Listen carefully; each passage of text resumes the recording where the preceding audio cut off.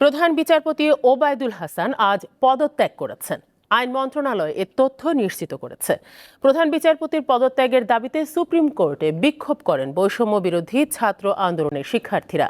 সৈয়দ রেফাত হোসেনকে প্রধান বিচারপতি হিসেবে নিয়োগের দাবি জানিয়েছেন বৈষম্য বিরোধী ছাত্র আন্দোলনের সমন্বয়ক বাকির মজুমদার।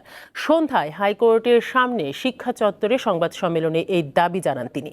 বলেন, আগামীকাল সকাল ৯টার মধ্যে তাদের দাবি মেনে নিতে হবে, তা না হলে আগামীকাল পরবর্তী কর্মসূচি ঘোষণা করা হবে বলেও জানান তিনি।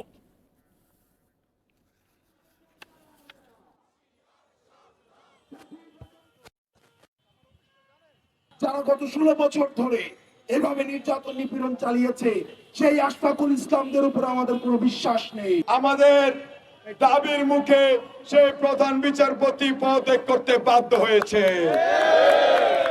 কিন্তু যাকে ভারপ্রাপ্ত প্রধান বিচারপতি হিসেবে দেওয়া হয়েছে সে আসলে ফ্যাসিবাদের দোসর, তাকেও আমরা মানি না।